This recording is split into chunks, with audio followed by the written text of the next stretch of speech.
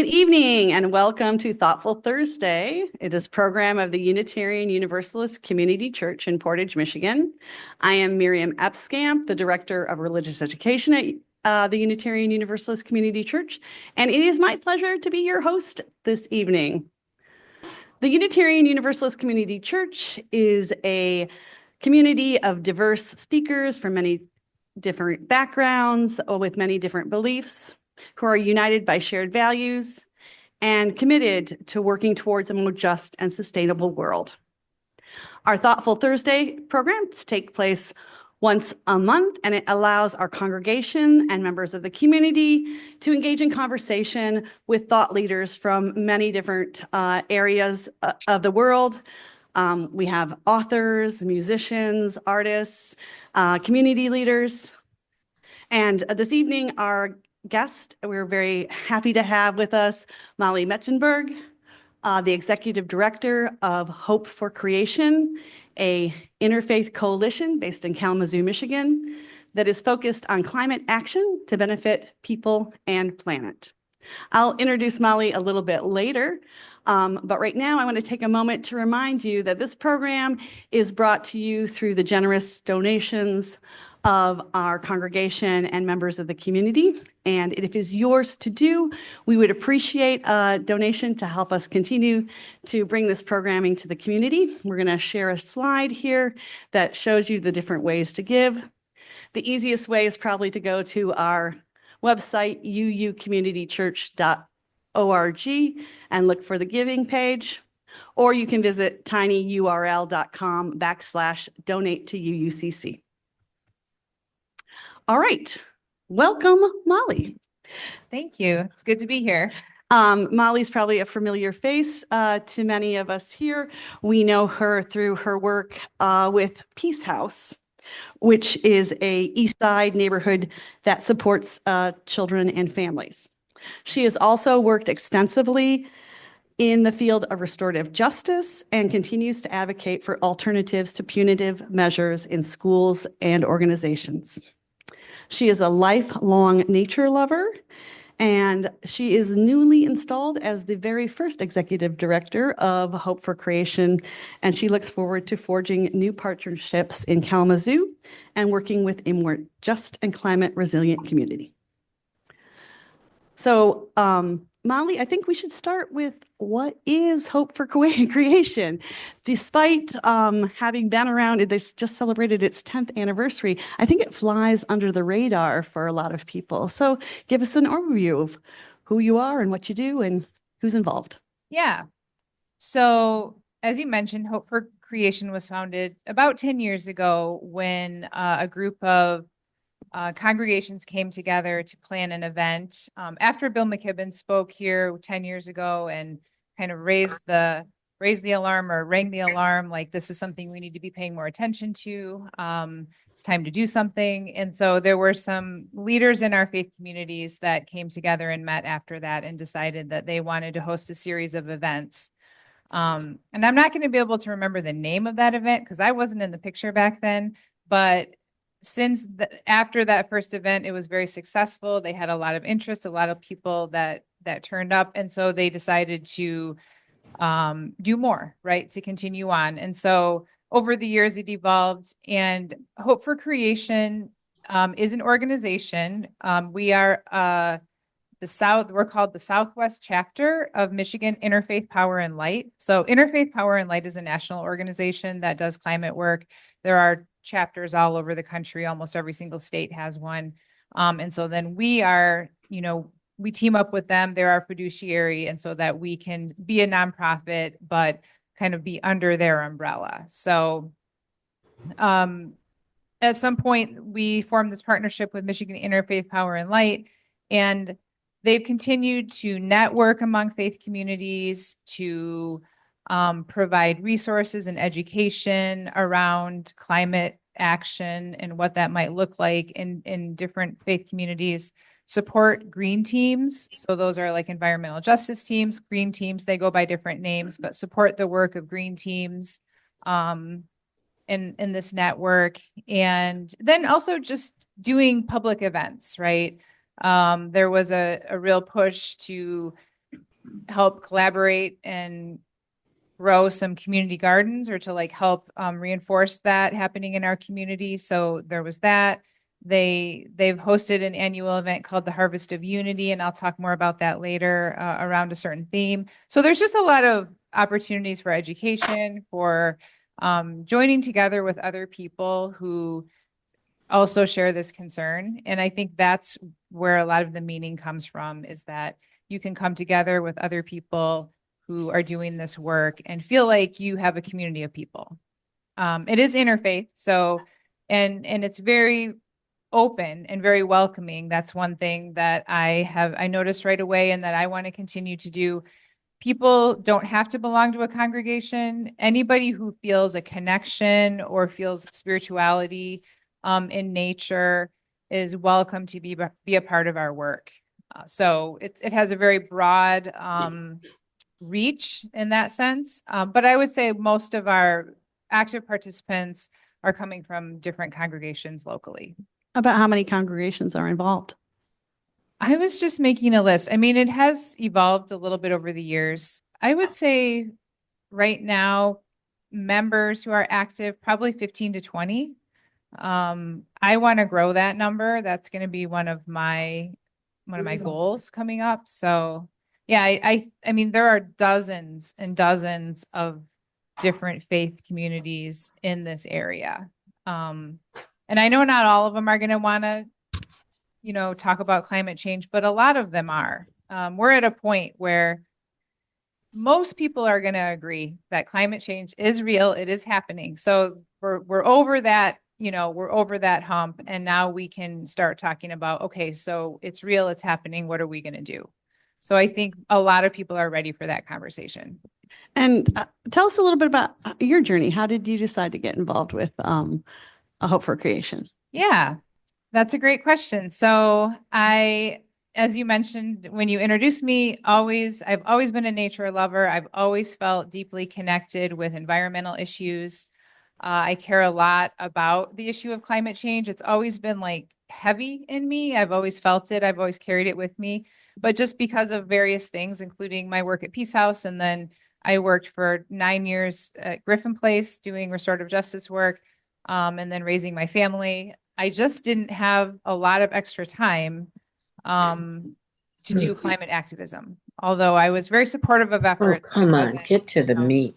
able to do a lot on the side. So I left Griffin Place, and I've actually started my own business in the restorative practices field. So I have a little small business that I operate called Practice Restorative.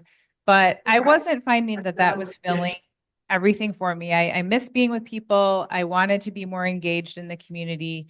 And so when I saw this job position open up, I thought, I mean, I don't want to like overstate it, but this is kind of like a dream job for me, to be able to do environmental work, something that I care deeply about, and do it here in our local community, and actually like, support myself or help support my family doing this work that I care so much about. Right. So it very much lined up with my values and how I want to live my life. So I applied, and it is only part-time. So right now that's where we're at. So I do this work part-time. I still do some restorative practices work on the side as well.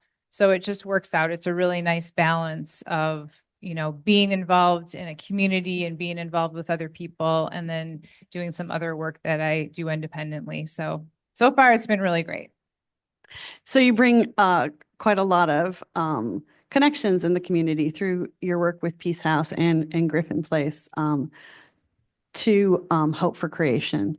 How do you think that I think that you've spoken about this sort of vision of making a Hope for Creation a model for interfaith organizing. And how do you see getting the community connections involved in that as you move forward? Yes, definitely. So there's a leadership team that is kind of helping lead the way with Hope for Creation. So there are 8 people. We kind of have different layers. We have a planning committee, and then we have a leadership team. And just this past month in late August, we sat down together and started to imagine the coming year, like, setting some short-term goals. So over the course of the next year, what do we want our work to look like? And that community engagement piece is very, very high. It's getting pushed up on the list of priorities because anybody who's familiar with the issue of climate change has probably also heard the term climate justice. It is oftentimes the people that have contributed the very least to the carbon in the atmosphere that are suffering the consequences. So it is an issue of justice. The people in our lower income neighborhoods are oftentimes the ones to have to deal with the impact of flooding or changing weather patterns or excessive heat. So we're starting to see the stuff in our community where there's an understanding that people are being impacted. And there's also an understanding that climate change is happening. And I can talk more about that if that would be helpful, but that it is happening to some degree. It's not a quick turnaround, right? So even if we went to carbon zero right now, we would still have a warming atmosphere. So there's not a quick turnaround. So what can we do right now? We can build resilience. And we do that by forming partnerships, by strengthening relationships, by collaborating, by supporting other work in town, other justice work in town. And so all of those things are going to be high on our list of priorities, that community engagement, building resilience within our greater Kalamazoo area. So absolutely any connections that I had are going to be welcome to join in this effort. So what are some of the challenges that you think you're going to face as far as doing interfaith work and bringing those community connections into Hope for Creation? Yeah, so challenges, I would say that, honestly, the number one challenge is that people are really busy. That is really the number one challenge. Like people are stretched pretty thin. And I understand that because I was one of those, I still am one of those people, right? So just being really busy and trying to do this climate activism on top of our lives is a huge task. And it's pretty daunting because it's a very important task, right? So it's a critical time. There's a lot of urgency to what the scientists are saying. They're saying we have a window of time right now. We need to act. We can't keep waiting. We can't, keep pushing this conversation off. It needs to be happening. So the biggest challenge is just trying to engage people and meet them where they're at and find ways to bring everyone in so that they feel like they have a place, they feel like they have a role. So I would say that's the biggest challenge. And maybe also just forming the new connections, right? We are interfaith, but we don't have a strong connection in the Islamic community right now. We don't have a strong connection in the Buddhist community. So there are definitely there's work to do in that area. So, engaging with people. And I don't want to say like, this isn't about saying, come join us and we're going to tell you what we're doing. It's like engaging in partnership and finding out where they're at and how we can collaborate together. So that's really kind of more the vision.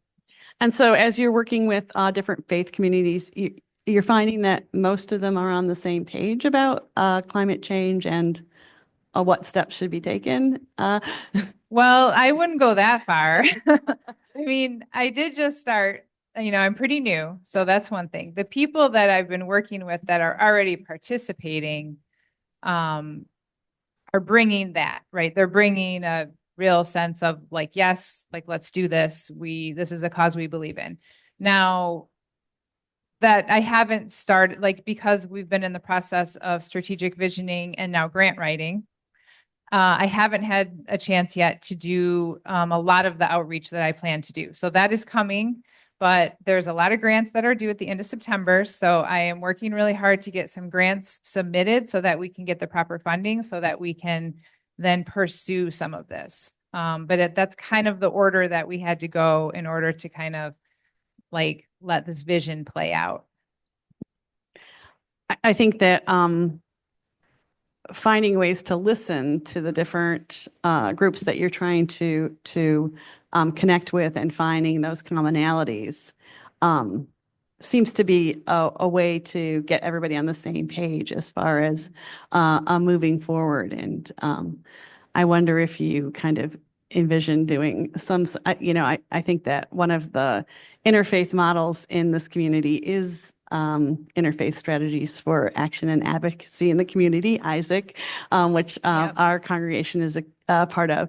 And I know that sort of, it was very slow at first, just trying to get everybody on the same page as, what was our core vision and what were we willing to work to? What did we all agree on? And do you envision try to do something along those lines with Hope for Creation? Yeah, in terms of like the listening piece, I am a big believer in listening. That is very much what restorative practices is about. So I bring a skill set, to this work in that area. So listening, and finding connections, like I said. So that's a part of it. Right now we don't have anything specifically planned, but you're planting some good ideas with me. And I mean, for real, like I said, I've been so swamped in kind of this other area, and we do have kind of a roadmap that we're sketching out, or a vision for the coming year. Part of that is building the network. And I think that a listening session where we hear each other's concerns, it would be like a really great way to engage. So yeah, thanks for the idea. We'll talk. Sorry, go ahead. I was going to say we are going to do a networking event in the winter. And so that could be another opportunity to do some of that listening, right? So yes, that's great. Yeah, so talk a little bit more about your background in restorative justice and how that's going to inform your work with Hope for Creation. Yeah, so I started out at Griffin Place doing conflict resolution in schools. So I was in Kalamazoo Public Schools, and that evolved over time, as positions do. And eventually I did become a trainer. So I did a lot of training for staff, for teachers, for administrators, for community members who are interested in looking at this whole area. So a lot of people hear the term restorative justice. That falls under this bigger umbrella of restorative practices. And the difference is that restorative practices includes a bunch of proactive steps that we can take to build strong communities and relationships. And then restorative justice is what we do when conflict arises or when a problem arises. It gives us a model for working through conflict. But both steps of that are important. So the proactive piece, where we invest in relationships, where we are listening, right? Where we're letting people's voices be heard. So all of these things that we do to build strong communities is the first step. And all of that is very relevant to coming into a new organization where, the first task is to get to know people. So that was really my first task. And I'm still doing that.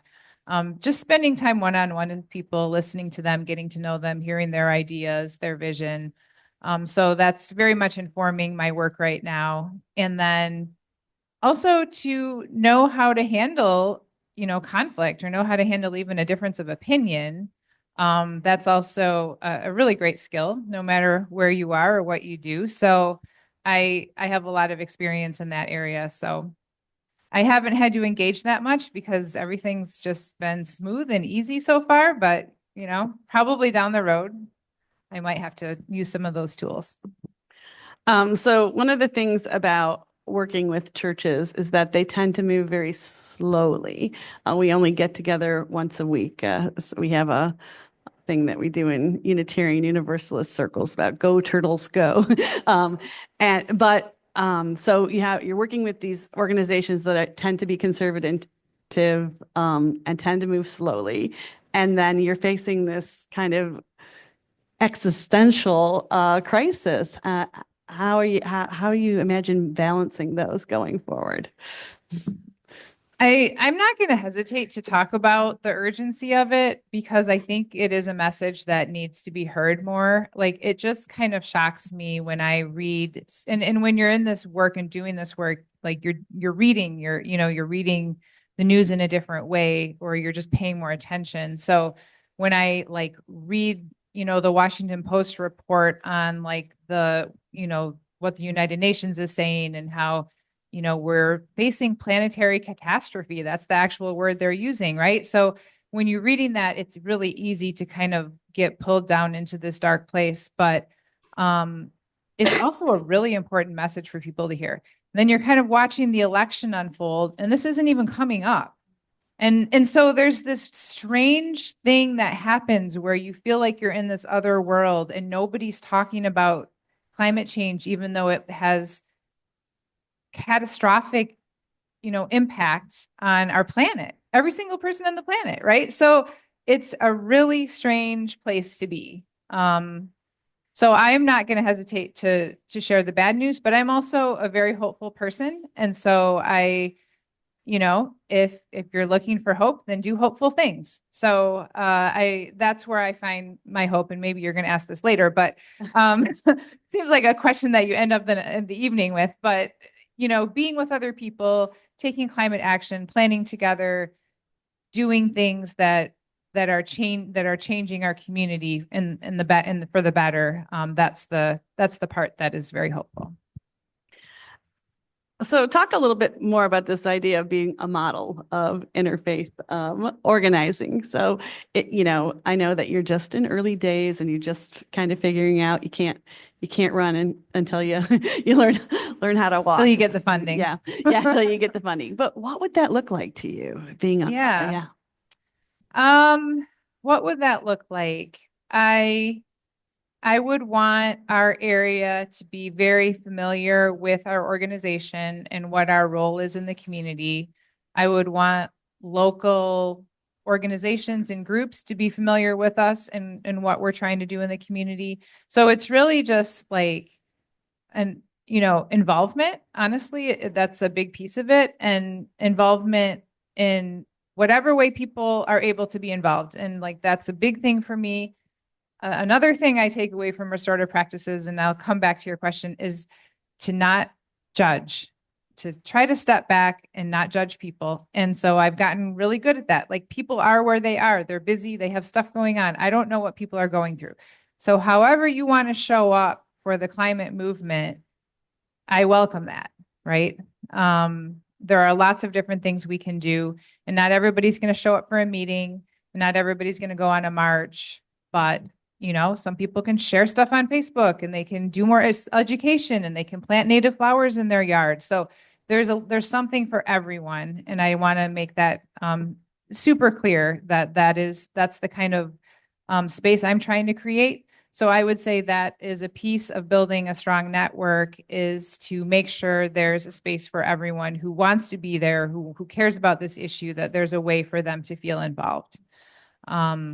So that could be one way we could be a model, by just being very inclusive and very welcoming, and accepting people as they are for the talents that they bring. So we have a coalition, a climate change coalition in Kalamazoo, the Kalamazoo Climate Coalition, Crisis Coalition, or whatever they are, that are doing sort of their piece. And how does Hope for Creation feel that they're going to differentiate themselves from that group? And what role does faith play in it? Yeah, that's a great question, because we do see our role as unique. So I don't know how many people had the chance to go hear Robin Wall-Kammerer. She spoke at Chenery Auditorium. I think it was the end of July. She had written the book Braiding Sweetgrass. She's an Indigenous scientist and amazing writer, knows so much about plants, has such a connection to the land, and brings this Indigenous spirituality to the work. So she talked about this idea of having the glasses with two lenses, right? And I really love that metaphor for Hope for Creation, because we also have two lenses. We do have that scientific lens, right? We are looking at the science. We are looking at what the climate scientists are saying and what the data is showing us. We're also looking at this through this lens of spirituality. And that's the other piece. And that's what really makes us unique, is that we're the only local group that I'm aware of that is also taking that perspective. So what does our faith tell us about, protecting the earth? That's part of this. What kind of purpose and meaning do we find when we're in nature, right? So both of those things, like there's a real emphasis on, living our values. And if we value this earth that we live on, then we act on behalf of it, right? So there's a deep sense of purpose. And I think that comes from that faith perspective or that spirituality perspective. And that's one way that we would be unique is because we have those two lenses. When you were talking earlier about environmental justice, I've heard people say that we really need to turn the environmental movement into a social justice movement, modeled after maybe even the civil rights movement, where that you have that faith-based leadership, but also bringing in other kinds of people, because that makes it more connected to everyone and less a elite, privileged, I can go and save the whales kind of focus. How do you think that Hope for Creation could help move the environmental movement into a social justice movement? Yeah, they've already been working on this just by kind of educating on the issue. So, and educating on the intersection of all these different justice movements, right? They are all related. If we care about one justice issue in our community, then we can add this layer of like, okay, so how does climate change, how is this going to impact this community as well, right? So there's a lot of overlap. So I think the way forward and more this term climate justice is being used. So I think just like recognition and realizing that this isn't just an isolated thing that we're going to do out here in our church in Portage, but that we are part of this interconnected community, interconnected ecosystem, that these people are people in our community who are being impacted. So just like a greater understanding and awareness of the importance of it being a justice issue, right? Another thing that I like to say is like, I care about nature, but I sure care a lot about people. And I have spent my whole life trying to help people, help people do better in this community that we live in. And I really feel like Kalamazoo and Portage have a commitment to improving people's lives. We've seen that over and over again, that there is a commitment on the part of our community, and there's a lot of people who feel invested in that. So I don't think I guess the reason I was sharing all that, I don't think this is a big leap for us. I think switching to this climate justice model, engaging with the community more is going to happen. But the way it happens is not by us going in and telling people, well, this is how we're going to do it. It's by us showing up for other people's marches, for other people's walks, for their work, for their garden work, for their work they're doing in their community, and building relationships. And then when you have those relationships, then you are a lot more likely to act together in solidarity and collaboration when you are invested in other people's lives. So, yeah. I think you used the word resilience earlier, that sort of building resilience for our entire community as we face the effects of climate change. What would that look like in Kalamazoo for you?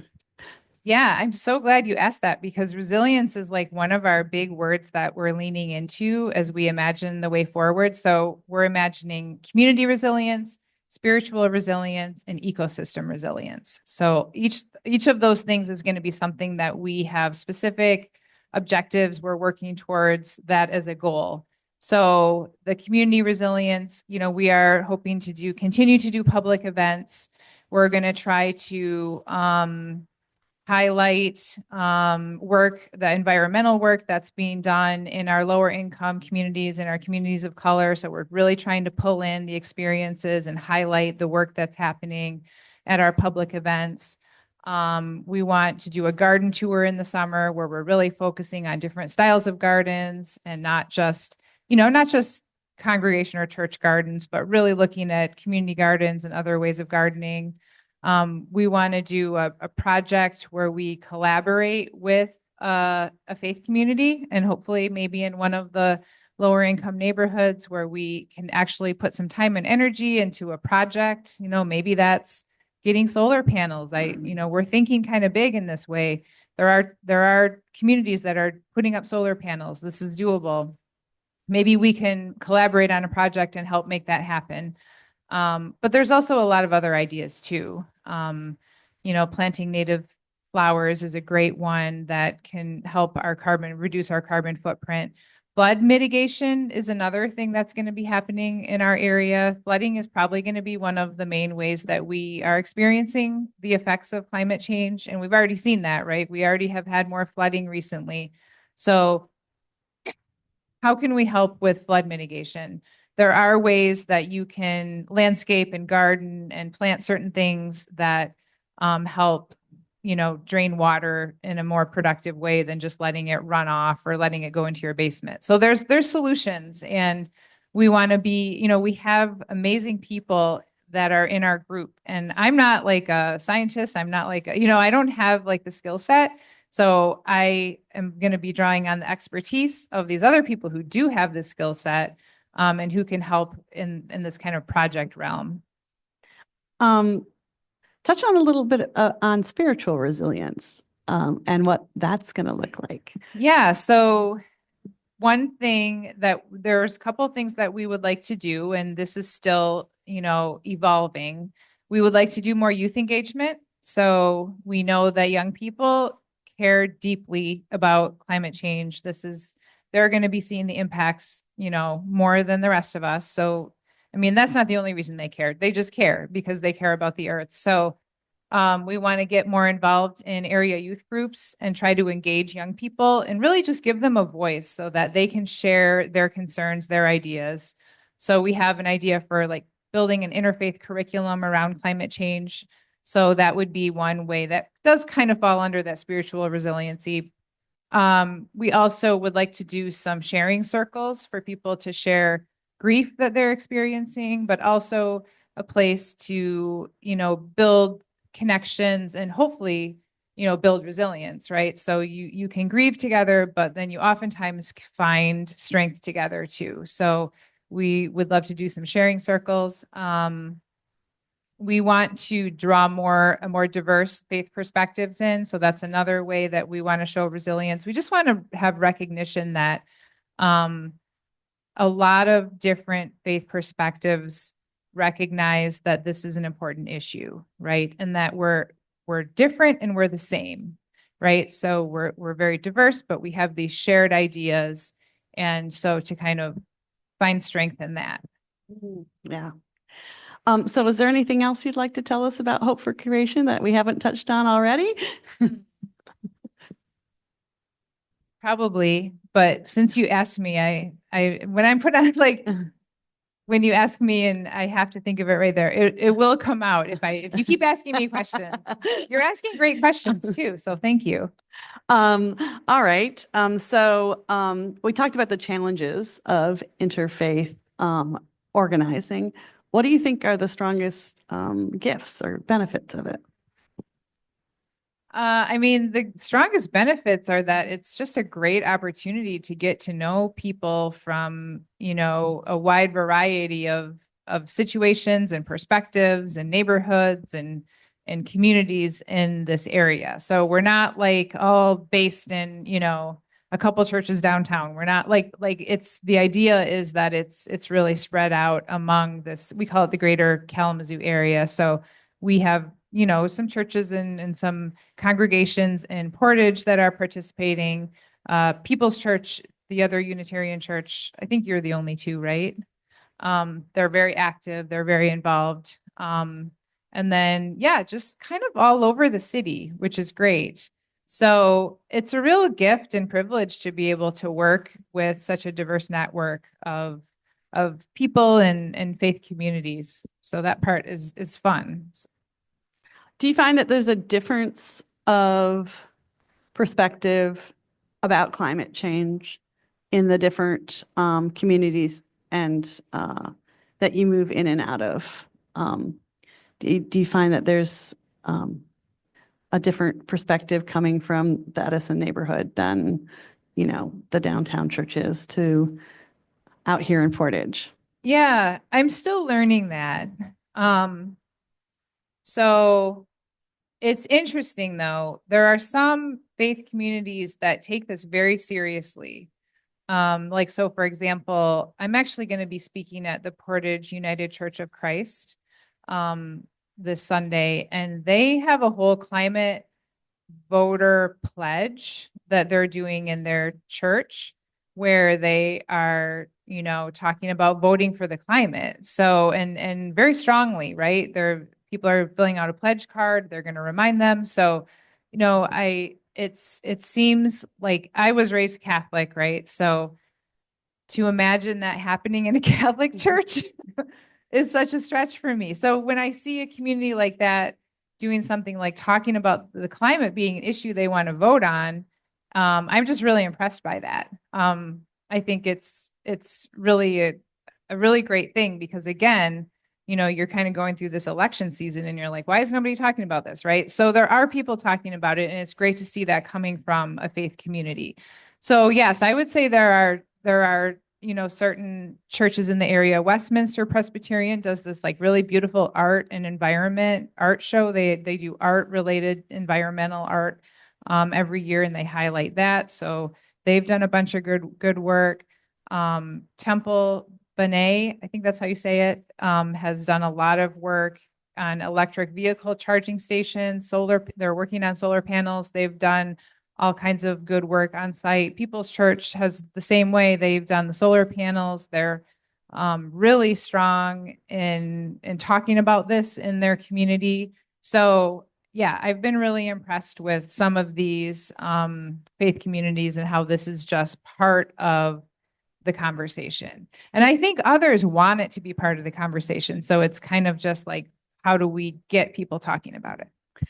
Does it ever come up at Peace House in the work that you do there with young people?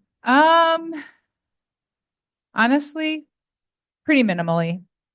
Our work there, it just looks very different. We worked really hard to create a really nice green space. So we took a property that was pretty run down and full of garbage, honestly, and we spent, years trying to create a beautiful green space. For people who don't know, the East Side neighborhood, it is one of the lower income neighborhoods in Kalamazoo, but it's also very much underserved.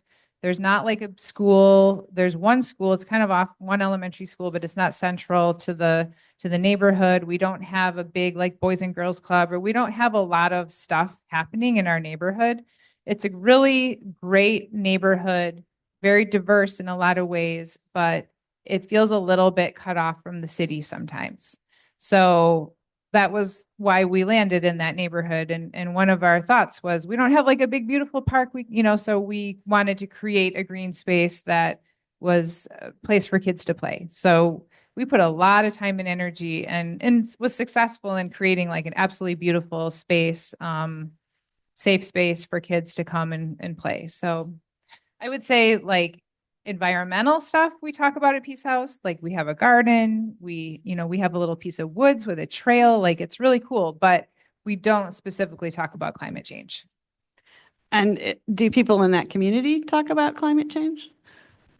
I think that people in every community talk about climate change, but I will also say that other people have more pressing concerns. And so it might not be on the top of their list. When people are living paycheck to paycheck and they are just trying to keep their car running so they can get to work, then, fighting for climate change. And they're not the ones with the big carbon footprint either, I'll add that. So they're not the ones who are I shouldn't say that's not entirely true, because there are people who do have the time and energy. I don't want to be dismissive of people in my neighborhood, but that it is also true that when you are just living week to week, it oftentimes that can be very consuming. That being said, I know that it is important to not dismiss this issue among lower income people or among like the Black community. It's important to recognize that this is an issue that they do care about, because they will be impacted by climate change probably before a lot of other people. And And how might Hope for Creation kind of make a bridge to those people who are just struggling to get by, to make, to build resiliency? Mm-hmm. I mean, our bridge then would be to build relationships through faith communities again. So, not everybody goes to church on Sunday. Not everybody has a house of worship they go to or had, but that is how we will primarily access people, is through, if they do attend a church or they go to a congregation or a gathering, that's where they'll probably find us, is my guess, is through that network. And I know that Hope for Creation has been really involved in community gardens at the congregational level. Can you give us some insight about how those gardens are utilized in different communities? I can't give you a ton of insight, but I will talk up the one in the East Side neighborhood at Sunnyside United Methodist Church on Gull Road. They have an amazing community garden there. And they also have a food pantry. They are able to give out fresh produce at their food pantry all summer long. It's just an amazing effort. And I want to spend more time over there and kind of learn a little bit more about like how they've been able to make that all happen. The reality is they make it all happen through the work of a lot of people. And that's what running a garden takes. It takes a lot of work. So I think anybody in here knows that, this is my experience too. I like the idea of gardening. I start a garden, I get excited about a garden. And then when July hits or August and it gets like 100 degrees and it's a lot harder to keep it going, or when the groundhogs come in and eat everything and you just get discouraged. That's been our experience year after year. We struggle so much with the groundhogs. So like seeing a garden through is a huge task. So I have total admiration for people that are able to make that happen. Yeah. That's amazing. I love that idea of being able to pass out all that fresh vegetables and produce to your community. It definitely feels like building resiliency. Yeah. So let's open it up to our viewers and see if we have any questions from the audience. I'll give Steve a second to see if there's anybody on Zoom that would like to be part of this conversation about Hope for Creation and the work that they're doing in the community.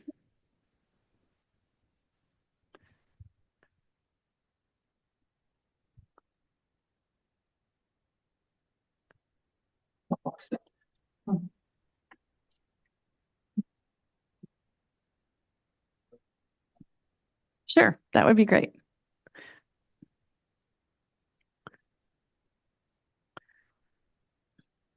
Judy has her hand up. So let's go to Nikki. Oh, Judy had her hand up first, but I'll talk. Can you hear me? Nikki, can you hear us? I can hear you. Can you hear me? Yes, mine we can hear. Nikki. Okay. You have different activities that you do. Like I just got an email where there's like 3 or 4 different things. How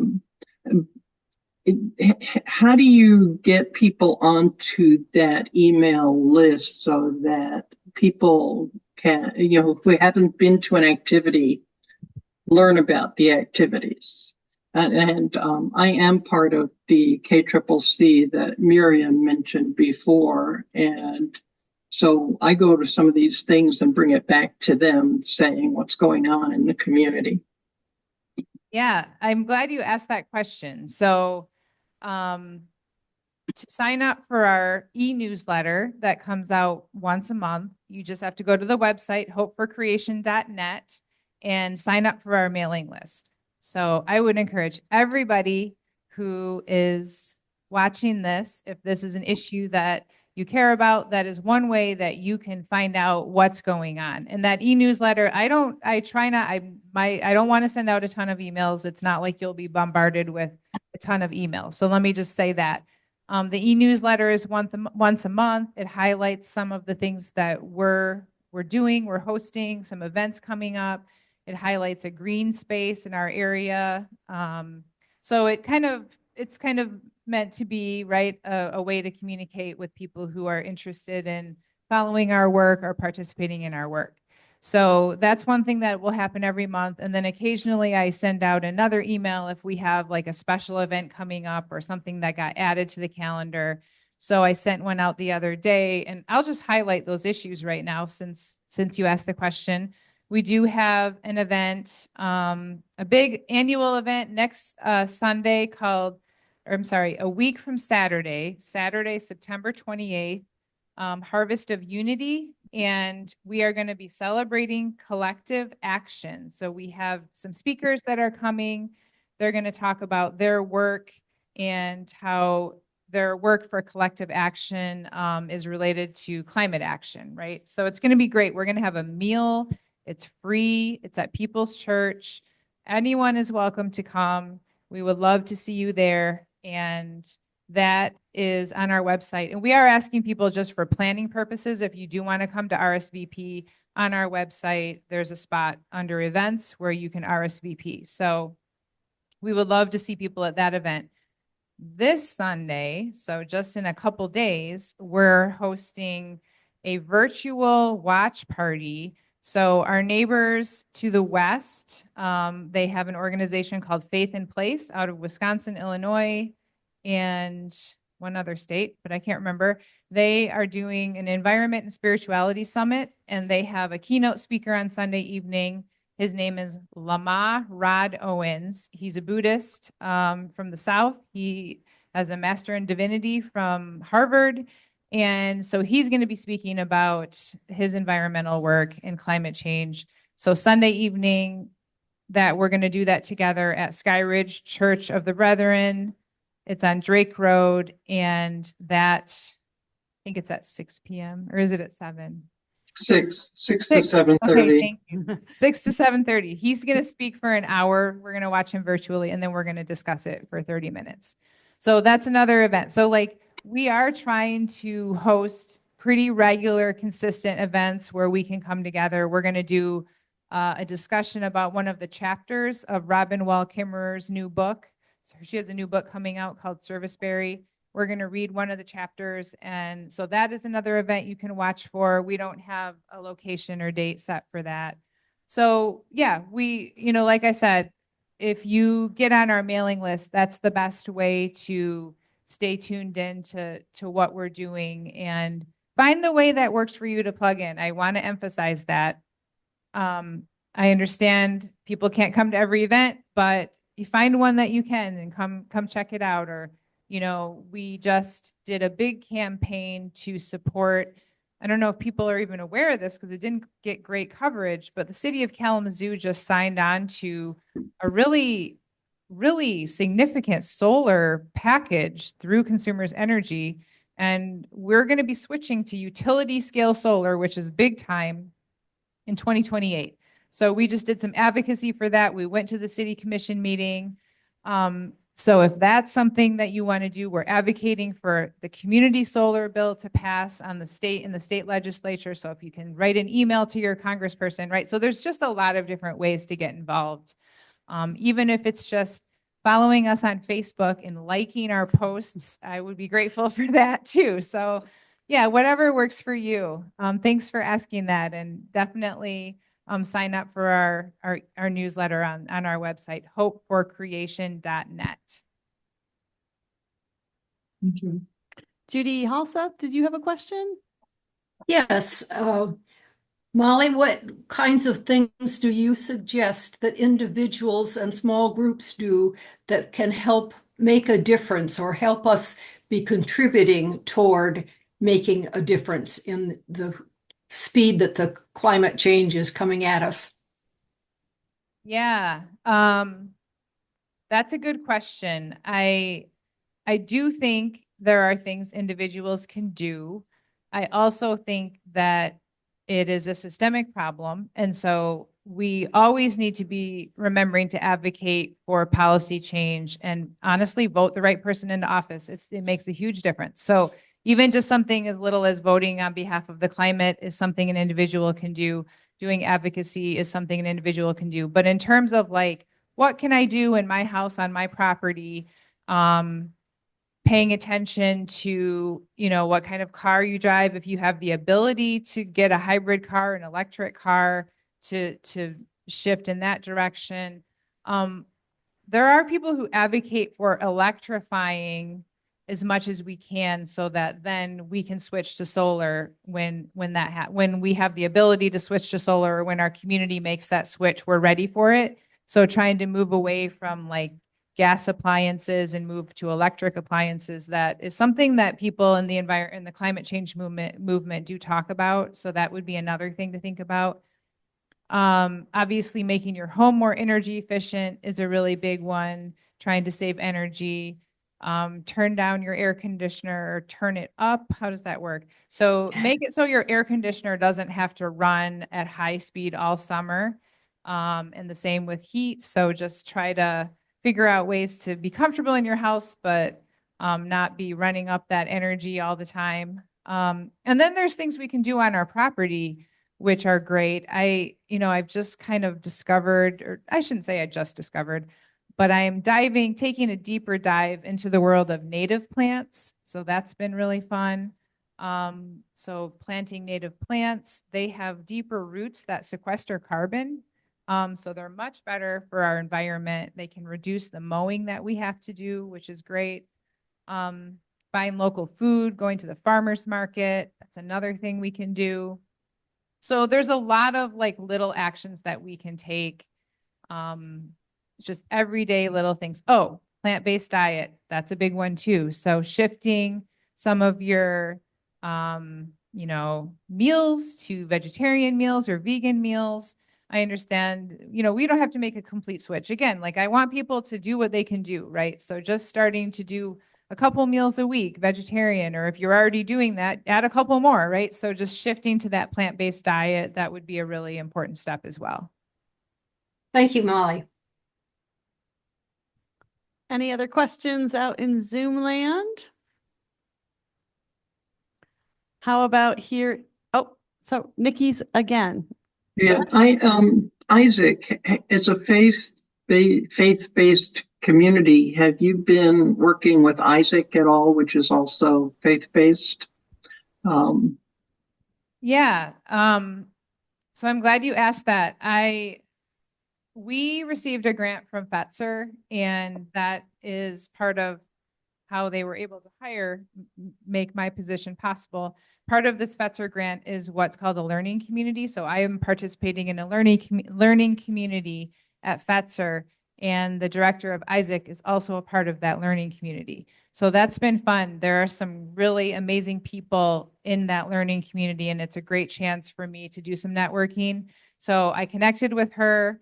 We have plans to get together. It's not the right time in this moment, but I am very excited about the idea of talking more with Isaac, comparing our experiences, both being interfaith communities and learning from them.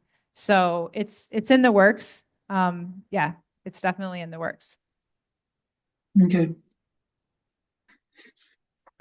Anybody in the sanctuary with a question? Here, I'm going to bring you a mic.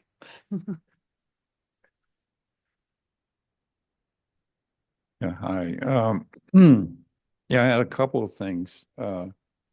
One is, I think the phrase climate change is a little too soft. I think crisis would be better, actually. You talked about flooding, and was it North Carolina? They had 17 inches of rain. It was a 1,000-year event. And remember Hurricane Harvey in Houston, 50 inches of rain. And it's because the ocean is warming and all that stuff. And I think it's important for people to realize this has been going on for a long time. In fact, we're dealing with the Industrial Revolution, with all the coal that happened back then. And you probably know that Al Gore, when he was in Harvard back in the 60s, he had a professor who taught him about this. And that's why it was a big deal for him. And then I remember there's this one man, I don't have the book, but he wrote a book, 50 Things You Can Do. Do you know about this book as individuals? I'm It- not familiar with it. Then you know what the number one thing was? Is diet. Mhm. And don't waste food. And you mentioned plant-based and so on. And something that I do is a problem is I like milk and cheese and so on, but that's a problem, with the methane and all that. But there are things people can do. And then one more thing, I'm a nag to my fellow faith community about our name. It's actually Unitarian Universalist. And I like the Universalist part because their theme is God is love and you in loving creation and so on. So I think of myself more as a universalist than a Unitarian, but even my fellow Unitarian Universalists say Unitarian. Isn't that true? Yeah. No, I was just putting, question. Yeah, it's hard to get the different, I mean, I was the chair of the Interfaith Coalition for Peace and Justice. It's really hard to get different faiths involved. I mean, I hear you on that. I don't know what you can do per se, except put it out that we're all in the same boat. This climate, like you said, it's going to affect all of us, the whole world. And there's this thing about loving creation and God is love. But that's a real challenge. I heard you say that. I don't know if there's a question there because you already talked about it, but Yeah, I will say that I think increasingly it's going to be easier. That's my thought on that. First of all, young people care about this issue a lot from all different religions, from all different perspectives. And so engaging with young people, finding some individuals who care about this issue, who also care about their faith, and that's an important piece of who they are. Those people are out there. So it's just a matter of finding them, engaging with them, welcoming them. So that would be one thing. I also think that 2023 broke the record for the hottest year recorded. 2024 is on track to break the record that was set last year.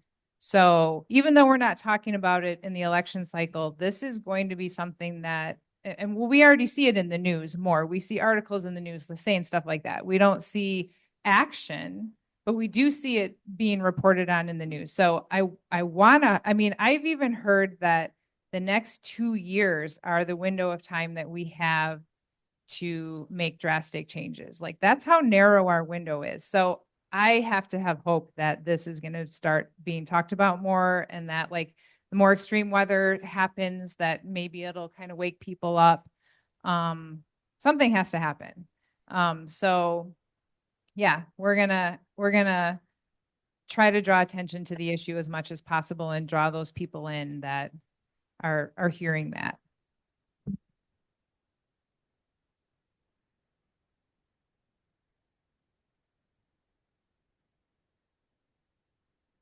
Thanks, Molly. I guess this is a strategic question. How do you reconcile the fact that this is a catastrophic problem and with the catastrophe, it's as catastrophic, it's this huge problem that is so large, and people's then feeling they have no agency. So there's a sense of, well, would be, moving around deck chairs on the Titanic sort of metaphor. It seems to me, I see that even in my own children, where there's a sense of just despair is the best way to describe it, where they roll their eyes at the idea of that, getting the electric lawnmower is going to do anything. When we are dealing with temperature risings that are, having the impacts that we see them having or are projecting to have them have. So I'm wondering how you, within a faith-based approach, can help people reconcile those two feelings.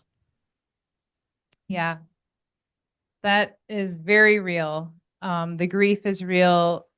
Young people, and there's anger there too, among younger people because this was a problem that they didn't create, and yet they are going to be dealing with the impacts of it and dealing with it. So I would say that the best way to combat that feeling of grief and that feeling of being overwhelmed is to find your people who share that with you and then do something. You know, there's something about coming together and acting together that gives us hope and that gives us this courage to keep moving forward.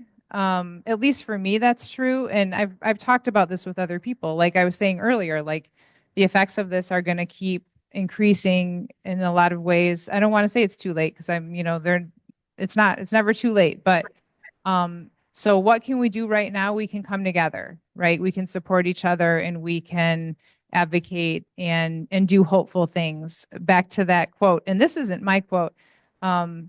My husband, Jerry Berrigan, his uncle Dan was an activist and a poet, and he's the one that said this. If you're looking for hope, do hopeful things, right? So find what you can do that gives you hope and do that, because that's what we need right now. I understand like falling into that well of despair is an easy place to go, and feeling like there's nothing that we can do is an easy place to go. But one of the things I also love about Hope for Creation is that it does tend to be, it's an older group, right? So we are trying to diversify in age, but it's an older group. These are people who are fighting so hard for an issue that like most of them are not going to see any kind of positive change, right? So, and they're still out there doing it. So that is hopeful in and of itself, that there are the whole, generation of people that are fighting and doing all the things that they can do and acting on behalf of the planet, who aren't going to see any kind of magic turnaround happen in the next 10 years, right? So that's hopeful right there. I think that ending on that hopeful note is a great place to be. I think that that you've given us that little kernel, thanks to Dan, right? Of if you want hope, do hopeful things. And we have found. Oh, okay. Before you. Someone on Zoom just gave us the information about the book, 50 Simple Things You Can Do to Save the Earth. Does that sound right, Harold? By John Javna, Sophie, Jesse Javna. 50 Simple Things Kids Can Do to Save the Earth by the Earthwork Group. So there's a couple of publications out there.